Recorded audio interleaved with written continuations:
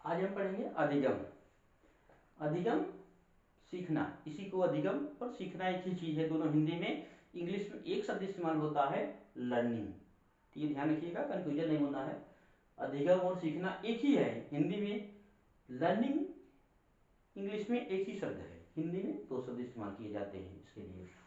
चलिए देखते हैं। सामान्य अर्थ में अधिगम व्यवहार में परिवर्तन को कहा जाता है। नॉर्मल ढंग से बोलचाल की भाषा में आम व्यक्ति क्या बोलते हैं कि सामान्य अर्थ में अधिगम व्यवहार में परिवर्तन को कहा जाता है, यानी कि किसी व्यक्ति या बालक में के व्यवहार में परिवर्तन हो जाता है, उसी को अधिगम बोलते हैं या लर्निंग बोलते हैं। अब शब्द आता है कि व्यवहार में परिवर्तन, तो कोई पूछ सकता है कि अच्छा ये व्यवहार होता क्या है, तो आप कह सकते हैं कि व्यवहार किसी व्यक्ति या बालक की क्रियाओं का सम्मिलित रूप होता है। सम्मिलित रूप मतलब क्रियाओं का सम्मिलित रूप व्यवहार। आप जैसे देखे होंगे, कोई आपके घर में छोटा सा बालक आया हो और छोटी छोटी उल्टी सीधी हरकतें कर रहा हो, तो आप कहेंगे यार ये बहुत व्यवहार सही, इसका व्यवहार सही नहीं है, पता नहीं कैसी उल्टी सीधी हरकतें कर रहा है, लग नहीं रहा है सही बालक, व्यवहार नहीं सही है। अच्छा, बड़ा व्यक्ति कोई आ गया और उसकी भी थोड़ी सी हरकतें इधर उधर वाली हो, तो आप बता रहे इसका व्यवहार सही नहीं है। क्यों नहीं सही है व्यवहार? आप छोटी छोटी उसकी हरकतों को देख रहे हैं, तो आप कह रहे हैं उसका व्यवहार सही नहीं है। इसका मतलब व्यवहार क्या है कि छोटी छोटी एक्टिविटीज का जो है कलेक्शन है व्यवहार, यानी बिहेवियर क्या है, वो छोटी छोटी क्रियाओं का सम्मिलित रूप व्यवहार है। तो ठीक, अब इसी व्यवहार में जो परिवर्तन हो जाता है या सुधार हो जाता है, मॉडिफिकेशन हो जाता है, इसी को बोलते हैं अधिगम या लर्निंग। और स्कूल में टीचर क्या करते हैं, यही सिखाते ही हैं कि भैया स्कूल पढ़ने आया बच्चा, उसके व्यवहार में परिवर्तन कर दीजिए। अगर जब तक मान लीजिए टीचर सिखा रहा है, बच्चे के व्यवहार में परिवर्तन नहीं हो रहा है, इसका मतलब वो सीख नहीं रहा है। जब व्यवहार में परिवर्तन हो जाए, दिखने लगे कि हाँ इसके व्यवहार में परिवर्तन हो गया, इसका मतलब होता है कि अब वो सीख लिया है, लर्निंग कर लिया है, अधिगम कर लिया है। आइए मनोविज्ञान में देखते हैं क्या है। मनोविज्ञान में अधिगम से तात्पर्य सिर्फ उन्हीं परिवर्तनों से है, यानी कि व्यवहार के उन्हीं परिवर्तनों से है जो अभ्यास मतलब प्रैक्टिस, प्रशिक्षण ट्रेनिंग और अनुभव एक्सपीरियंस से होता है, तथा जिसका उद्देश्य बालक को समायोजन में मदद करना होता है।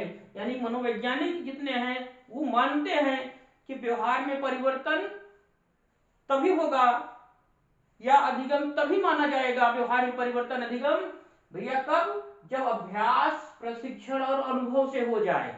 यानी कि उसके व्यवहार में परिवर्तन अनायास अपने से ना हो, व्यवहार से हो परिवर्तन, मतलब उसके एक्सपीरियंस से हो, प्रैक्टिस से हो, ट्रेनिंग से हो, तब व्यवहार में परिवर्तन। और ये व्यवहार परिवर्तन उसके व्यवहार में सुधार लाए, मतलब सही से मॉडिफाई करे उसके व्यवहार को, ताकि वो समाज में या अपने वातावरण में समायोजन कर सके, एडजस्टमेंट कर सके। इसीलिए व्यवहार में परिवर्तन किया जाता है। सब बालक को समायोजन में मदद करना होता है, किसका, व्यवहार में परिवर्तन जो होता है उसका उद्देश्य होता है परिवर्तन का या अधिगम का उद्देश्य होता है कि बालक अपने वातावरण में समायोजन कर सके, एडजस्टमेंट कर सके। आइए देखते हैं अब व्यवहार में परिवर्तन कैसे होगा। तो मनोवैज्ञानिकों ने बताया है कि व्यवहार में परिवर्तन लाने वाले कुछ फैक्टर हैं, कुछ कारक हैं, उन्हीं के माध्यम से व्यवहार में परिवर्तन होगा। और सभी व्यवहार में जो जो मतलब व्यवहार में जितने भी परिवर्तन होंगे सबको अधिगम नहीं कहा जाएगा, कुछ को ही अधिगम कहा जाएगा। समझ रहे हैं? तो आइए देखते हैं पहला कारक कौन सा है कि व्यवहार में अस्थायी परिवर्तन लाने वाले कारक, यानी कि व्यवहार में जो परमानेंट परिवर्तन ला दे, ध्यान रखना, उसे अधिगम नहीं कहेंगे। व्यवहार में अस्थायी परिवर्तन लाने वाले कारक, इसे अधिगम नहीं कहेंगे, ध्यान रखना। जैसे कौन सा कारक है, मैच्योरिटी, परिपक्वता, ये भी तो व्यवहार में परिवर्तन लाता है। जैसे छोटा सा बच्चा है, देखिए शैशवावस्था में बोलना नहीं जानता है, 4 साल का 2 साल का हुआ, 4 साल का हुआ, तेज तेज बोलना स्टार्ट कर देता है, आप इसे जो है नहीं कहेंगे, अधिगम इसे नहीं कहेंगे। ध्यान रखना, किशोरावस्था में पहुंचा और अच्छी अच्छी बातें करना, इसे अधिगम नहीं कहेंगे। अधिगम तभी होगा जब ये चीजें हो, अभ्यास हो, प्रशिक्षण हो, अनुभव हो, तो फिर अधिगम कहा जाएगा। इसका मतलब व्यवहार में अस्थायी परिवर्तन लाने वाले कारक, ये कारक जो है व्यवहार में अस्थायी परिवर्तन लाते हैं, इसमें परिवर्तन जो है चेंज नहीं किया जा सकता है। इसके अंतर्गत आता है मैच्योरिटी कारक, ये व्यवहार में परमानेंट परिवर्तन लाता है और इसमें जो है आप मॉडिफाई नहीं कर सकते, मतलब बच्चा बड़ा ही होगा, अगर 4 साल का है तो अगले साल 5 साल का होगा ही, इसमें सुधार नहीं कर सकते आप कि आप 3 साल का बना दो, समझ रहे हैं, इसे अधिगम नहीं कहा जा सकता है। जो मैच्योरिटी के कारण परिवर्तन हो व्यवहार में उसे अधिगम नहीं कहा जाता है। आइए देखिए व्यवहार में अब कौन सा परिवर्तन है, व्यवहार में अस्थायी परिवर्तन लाने वाले कारक, जो टेम्परेरी परिवर्तन लाते हैं व्यवहार में, थोड़ी देर के लिए परिवर्तन व्यवहार में लाते हैं, इसे भी अधिगम नहीं कहा जाता, ध्यान रखिएगा। जो अस्थायी परिवर्तन लाए उसे भी अधिगम नहीं कहा जाता है। व्यवहार में परिवर्तन अस्थायी हो उसे भी अधिगम नहीं कहा जाता है।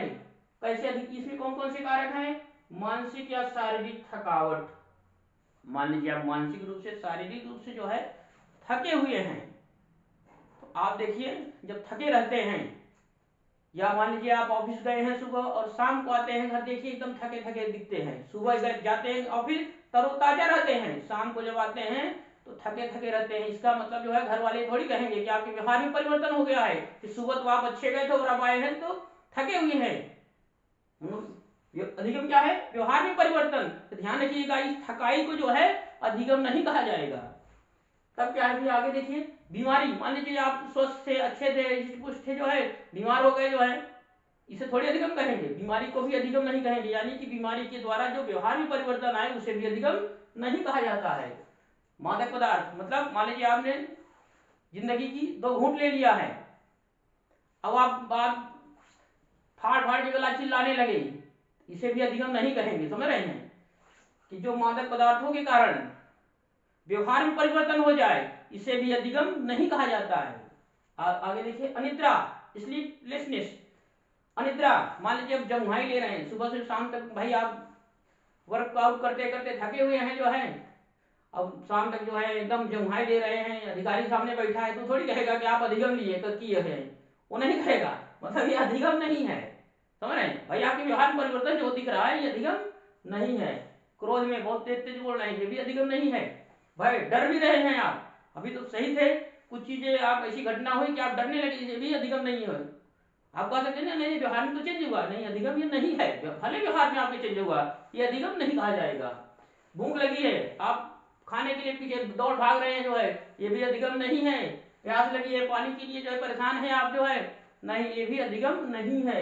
यानी कि व्यवहार में अस्थायी परिवर्तन लाने वाले कारक ये भी अधिगम नहीं है। आपके व्यवहार में एक अस्थायी परमानेंट परिवर्तन हो जाए ये भी अधिगम नहीं है। अस्थायी परिवर्तन हो जाए, क्षणिक परिवर्तन हो जाए, ये भी अधिगम नहीं है। व्यवहार में परिवर्तन तो ला ही रहे हैं लेकिन ये दोनों अधिगम नहीं है, या ये जो कारक जितने हैं ये अधिगम नहीं लाते हैं, अधिगम यही कारक लाते हैं, ध्यान रखिएगा। प्रशिक्षण, अनुभव और अभ्यास। अगला तीसरा कारक ये भी व्यवहार में परिवर्तन लाता है। अब देखिए ये अधिगम है, ध्यान रखना, ये अधिगम है, इसके कारक के माध्यम से व्यवहार में जो परिवर्तन होता है ये अधिगम कहा जाता है। कैसे अधिगम है चलते समझते हैं हम लोग। व्यवहार में अस्थाई परमानेंट और अस्थाई टेम्पररी दोनों के बीच की स्थिति लाने वाले परिवर्तन है, ये वाले कारक ये हैं। कौन से, ट्रेनिंग, देखिए आ गए वो सब कारक, जो ट्रेनिंग के माध्यम से आपके व्यवहार में परिवर्तन हो जाए वो अधिगम है। अभ्यास, प्रैक्टिस के माध्यम से आपके व्यवहार में परिवर्तन हो जाए वो अधिगम है। अनुभव, एक्सपीरियंस के माध्यम से आपके व्यवहार में परिवर्तन हो जाए वो अधिगम कहा जाता है। ध्यान रखना है कि अधिगम किसे कहा जाता है, ट्रेनिंग, प्रैक्टिस तथा अनुभव के माध्यम से जो व्यवहार में परिवर्तन हो उसे अधिगम कहा जाता है। इसके माध्यम से अधिगम नहीं होता है कि आपके व्यवहार में परमानेंट परिवर्तन हो जाए, वो भी अधिगम नहीं है। अस्थायी परिवर्तन आपके व्यवहार में हो जाए थोड़ी देर के लिए, वो भी अधिगम नहीं है। अधिगम ये है अस्थायी और अस्थायी। तो इसका मतलब अस्थायी और अस्थायी क्या है, आइए पहले इसे समझ लेते हैं थोड़ा सा इसी को, कि इसे अपेक्षाकृत अस्थायी परिवर्तन कहा जाता है। मतलब इसी तीसरे नंबर को जो है अपेक्षाकृत अस्थायी परिवर्तन कहा जाता है। यानी कि अस्थायी और अस्थायी के इस दोनों को जो है नाम दिया गया है अपेक्षाकृत अस्थायी परिवर्तन, रिलेटिवली परमानेंट चेंजेस, इसी को बोला जाता है भैया अधिगम। यानी कि इसके माध्यम से जो परिवर्तन हो जाए उसी को बोला जाए अधिगम। यानी कि वो अधिगम क्या है, अस्थाई और अस्थाई दोनों है, लेकिन ध्यान रखना उसके लिए कॉन्सेप्ट अप्लाई किया गया है, अपेक्षाकृत अस्थाई परिवर्तन। देखिए एक परिभाषा दी हुई है कि अभ्यास या अनुभूति के परिणाम स्वरूप, अभ्यास या अनुभूति, प्रैक्टिस एंड एक्सपीरियंस, अभ्यास या अनुभूति के परिणाम स्वरूप व्यवहार में होने वाले अपेक्षाकृत, देखिए शब्द आ गया, अपेक्षाकृत अस्थाई परिवर्तन को ही अधिगम कहा जाता है। ये अपेक्षाकृत अस्थाई परिवर्तन क्या है, देखिए यहां भी आया है अपेक्षाकृत अस्थाई परिवर्तन, रिलेटिवली परमानेंट चेंज। ये क्या है, अपेक्षाकृत अस्थाई परिवर्तन वह परिवर्तन होता है जो परमानेंट भी होता है और क्षणिक भी होता है। मतलब क्षणिक मतलब नहीं तुरंत समाप्त हो जाएगा, मतलब उसकी कोई डेट नहीं है कि कब वो समाप्त हो जाएगा, यानी कि वो परमानेंट भी होता है और कब समाप्त होगा उसका कोई डेट फिक्स नहीं है। उसी को बोलते हैं अपेक्षाकृत अस्थाई परिवर्तन। जैसे मान लीजिए, समझ लीजिए, जैसे कोई बच्चा बालक जो है टाइपिंग सीखा हुआ है, टाइपिंग सीख लिया, अब कुछ दिन तो उसकी टाइपिंग जो है सही रहेगी, वो प्रयास अभ्यास नहीं करेगा तो भी टाइपिंग उसकी सही रहेगी, उतनी स्पीड ही रहेगी। लेकिन कुछ दिन बाद अगर अभ्यास नहीं करता तो वो सीखा हुआ, टाइपिंग सीखा हुआ जो है धीरे धीरे भूल जाएगा। अब ये कब भूलेगा ये फिक्स नहीं है, इसी को बोलते हैं अपेक्षाकृत अस्थाई परिवर्तन। फिर से देख लीजिए कि अभ्यास या अनुभूति के परिणाम स्वरूप व्यवहार में होने वाले अपेक्षाकृत अस्थाई परिवर्तन को ही अधिगम कहा जाता है। अधिगम इसे नहीं कहा जाता कि अस्थाई परिवर्तन हो जाए या अस्थाई परिवर्तन हो जाए या क्षणिक परिवर्तन हो जाए, उसे अधिगम नहीं कहा जाता। अधिगम उसी को कहा जाएगा कि व्यवहार में अपेक्षाकृत अस्थाई परिवर्तन हो, उसी को अधिगम कहा जाता है। आइए आगे देखते हैं, आइए कुछ परिभाषा देखते हैं। नंबर 1 परिभाषा है Gates and other. Gates and other साहब है, इन्होंने कहा कि learning is the modification of behaviour through experience and training. इन्होंने कहा है कि learning is the modification of behaviour through experience and training. ये ध्यान रखिएगा, एग्जाम में पूछा गया है कई बार, मोडिफिकेशन ऑफ बिहेवियर, लर्निंग क्या है, एग्जाम में कई बार पूछा गया है कि अधिगम क्या है, व्हाट इज लर्निंग, तो ऑप्शन दिया हुआ था मोडिफिकेशन ऑफ बिहेवियर। इस चीज को याद कर लीजिएगा, मोडिफिकेशन ऑफ बिहेवियर यानी कि व्यवहार में सुधारात्मक परिवर्तन है लर्निंग, व्यवहार में परिवर्तन नहीं है लर्निंग। अगर आपसे कोई पूछे कहीं लर्निंग क्या है तो आप कहते हैं नहीं कि व्यवहार में परिवर्तन, व्यवहार में परिवर्तन अधिगम नहीं है, लर्निंग नहीं है। तो लर्निंग है क्या, मोडिफिकेशन ऑफ बिहेवियर, यानी कि व्यवहार में सुधारात्मक परिवर्तन ही अधिगम है, व्यवहार में परिवर्तन अधिगम नहीं है, व्यवहार में सुधारात्मक परिवर्तन ही अधिगम है। मतलब बच्चा पढ़ने जब स्कूल जाता है तो सुधार, अपने व्यवहार में सुधार के लिए ही तो जाता है, व्यवहार में परिवर्तन के लिए थोड़ी जाता है। व्यवहार में परिवर्तन उसके घर में भी हो सकता है, क्रिकेट ग्राउंड में, खेल के ग्राउंड में, मैदान में भी हो सकता है, लेकिन वो स्कूल जाता है, मोडिफिकेशन सुधारात्मक परिवर्तन जो हो व्यवहार में हो, उसी को अधिगम कहा जाता है। तो ध्यान रखना है, learning is the modification of behaviour through experience and training, यानी कि व्यवहार में सुधारात्मक परिवर्तन ही अधिगम है। किसने कहा है, गेट्स एंड अदर, एग्जाम में आया हुआ है मोडिफिकेशन ऑफ बिहेवियर, याद कर लीजिएगा, मोडिफिकेशन ऑफ बिहेवियर, लर्निंग क्या है, modification of behaviour through experience and training. चलिए दूसरा परिभाषा है दूसरी, वुडवर्ड साहब हैं, इन्होंने कहा कि नवीन ज्ञान और नवीन प्रतिक्रियाओं को प्राप्त करने की प्रक्रिया ही सीखने की प्रक्रिया है। इन्होंने कहा कि लर्निंग देखिए क्या है, इससे क्या है कि नई नई चीजें प्राप्त करता रहता है व्यक्ति या बालक, और फिर नए नए ढंग से जो है रिएक्शन करता रहता है, इसी को अधिगम कहा। इन्होंने कहा कि नए नए न्यू नॉलेज जो है गेन करता रहता है, और जो रिएक्शन करता है वो नए ढंग से रिएक्शन प्रतिक्रिया करता रहता है, इसी को अधिगम कहा है। सीखना आदतों, ज्ञान और अभिवृत्तियों का अर्जन। ये क्रू साहब ने कहा है कि सीखने में क्या होता है भैया, सीखना क्या है, बच्चा आदत सीखता है, मतलब हैबिट सीखता है, और क्या सीखता है, ज्ञान सीखता है, और अभिवृत्ति, अभिवृत्ति को एटीट्यूड बोलते हैं, कि अभिवृत्तियों का अर्जन ही सीखना है। सीखना क्या है, आदत, ज्ञान और अभिवृत्तियों का अर्जन ही सीखना है। नेचर ऑफ लर्निंग, यानी कि अधिगम की प्रकृति देखते हैं आगे हम लोग कि अधिगम की प्रकृति क्या है, nature, nature of nature of learning, या अधिगम की प्रकृति या सीखने की प्रकृति कैसी है या विशेषता भी इसी को बोलते हैं। देखिए क्या है, पहला कि सीखना जीवन पर्यंत चलने वाली सतत प्रक्रिया है। क्या है कि सीखना जीवन पर्यंत चलने वाली सतत प्रक्रिया है, यानी continuous life long learning process है।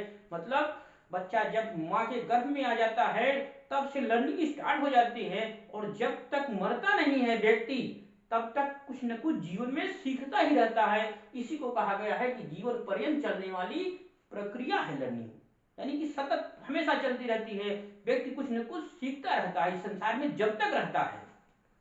अगला क्या है, ये देखिए कि अधिगम व्यवहार में अपेक्षाकृत स्थायी परिवर्तन होता है। ये याद कर लीजिएगा, अधिगम व्यवहार में अपेक्षाकृत स्थायी परिवर्तन होता है, रिलेटिवली चेंज होता है। कि ध्यान रखना, इसे याद कर लेना है कि अधिगम व्यवहार में अपेक्षाकृत स्थायी परिवर्तन होता है, मतलब यह परिवर्तन न तो अस्थायी होता है और न तो क्षणिक होता है।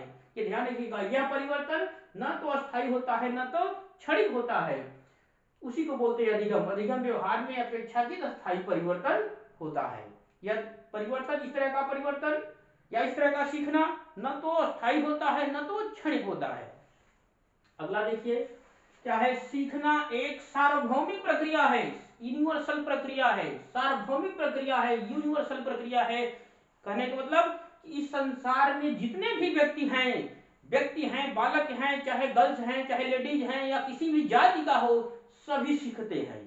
सीखना एक सार्वभौमिक प्रक्रिया है, मतलब सीखते सभी हैं, लर्निंग सभी करते हैं, चाहे गर्ल्स हो, चाहे बॉय हो, चाहे किसी भी जाति का हो, चाहे भारत का व्यक्ति हो, चाहे अमेरिका का व्यक्ति हो, चाहे लंदन का व्यक्ति हो, चाहे अमीर व्यक्ति हो, चाहे गरीब व्यक्ति हो, चाहे ऊंची जाति का हो, चाहे नीची जाति का हो, सीखते सभी है।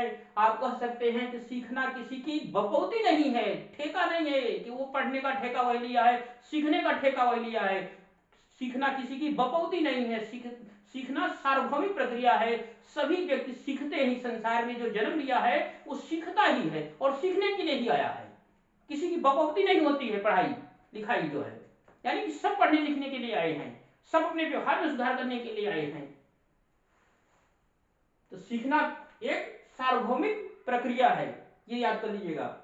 अगला है, सीखना उद्देश्यपूर्ण होता है, यानी कि जो व्यक्ति सीखता है कुछ न कुछ उद्देश्य होता है। जैसे कोई व्यक्ति टाइपिंग की ट्रेनिंग ले रहा है, उसका मतलब कुछ उद्देश्य होगा ना। कोई आर्मी की ट्रेनिंग ले रहा है तो उसका भी तो कुछ उद्देश्य है। कोई पढ़ाई की ट्रेनिंग ले रहा है, उसका भी तो कुछ न कुछ उद्देश्य है। यानी कि सीखना सदैव उद्देश्यपूर्ण होता है, निरर्थक नहीं होता है सीखना। अगर सीखना निरर्थक है तो सीखना नहीं आ जाएगा, सीखना सदैव उद्देश्यपूर्ण होता है। अगला देखिए, सीखना वातावरण एवं क्रियाशीलता की उपज है, प्रोडक्ट है। किसका है? वातावरण, पर्यावरण, इन्वायरमेंटल एंड एक्टिविटी। यानी कि सीखना क्या है? वातावरण एवं क्रियाशीलता की उपज है, प्रोडक्ट है। मतलब व्यक्ति या बालक जिस वातावरण में रहता है उसमें कुछ न कुछ क्रियाएं, एक्टिविटीज करता रहता है।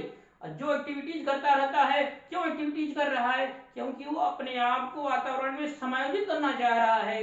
और इसी को क्या बोलते हैं भाई? समायोजित करेगा तो व्यवहार में तो परिवर्तन होगा ना, इसी को बोलते हैं अधिगम, लर्निंग। यानी कि सीखना वातावरण और क्रियाशीलता की उपज है, प्रोडक्ट है किसका? इन्वायरमेंटल एक्टिविटीज का। अगला देखते हैं हम लोग, सीखना व्यवहार में सुधारात्मक परिवर्तन है। ध्यान रखिएगा, सुधारात्मक परिवर्तन, व्यवहार में परिवर्तन नहीं है। सीखना व्यवहार में सुधारात्मक परिवर्तन है, परिवर्तन नहीं है। ध्यान रखिएगा, सुधारात्मक परिवर्तन है। व्यक्ति या बालक स्कूल किस लिए जाता है? सुधार करने के लिए। कंप्यूटर टाइप वाला टाइपिस्ट के यहाँ क्यों जाता है? क्योंकि वो अपने टाइपिंग में सुधार करने के लिए जाता है। कोई छोटा व्यक्ति बड़े व्यक्ति के पास जो है, मतलब कम ज्ञानवान व्यक्ति बड़े ज्ञानवान व्यक्ति के पास, बुद्धिमान के पास क्यों जाता है? कुछ न कुछ व्यवहार में परिवर्तन के लिए ही जाता है। यानी कि व्यवहार में सुधारात्मक परिवर्तन है क्या? लर्निंग। यानी कि सीखने से हमेशा व्यवहार में परिवर्तन ही होगा। ये ध्यान रखिएगा। अगर आप कम पढ़े लिखे हैं, बड़े व्यक्ति के पास बैठेंगे, आपके व्यवहार में 100% सुधार होगा, और इसी को लर्निंग कहा जाएगा। अगर आप सुधार नहीं हुआ इसका मतलब लर्निंग नहीं है। बच्चा अगर स्कूल जा रहा है तो 100% जो है सुधार होगा उसके अंदर। अगर सुधार नहीं हुआ तो इसका मतलब वो सीख नहीं रहा है, वहां पे फिर वो पढ़ने के लिए फिर नहीं गया है। ध्यान रखिएगा, सीखना व्यवहार में सुधारात्मक परिवर्तन होता है, मॉडिफिकेशन चेंज होता है बिहेवियर में। अगला देखिए, क्या विशेषता है इसकी? नेचर क्या है कि सीखना व्यक्ति के सर्वांगीण विकास में सहायक होता है, यानी कि किसी व्यक्ति की व्यक्तित्व में, पर्सनालिटी में सीखना, लर्निंग क्या काम करता है? उस सर्वांगीण विकास करता है। मतलब व्यक्ति का शारीरिक विकास होगा तो मानसिक विकास होगा, बौद्धिक विकास होगा, आध्यात्मिक विकास होगा, नैतिक विकास होगा, सामाजिक विकास होगा, सभी विकास होगा इस लर्निंग के माध्यम से। तो उम्मीद है जो है जानकारी आप लोगों को पसंद आई होगी। धन्यवाद।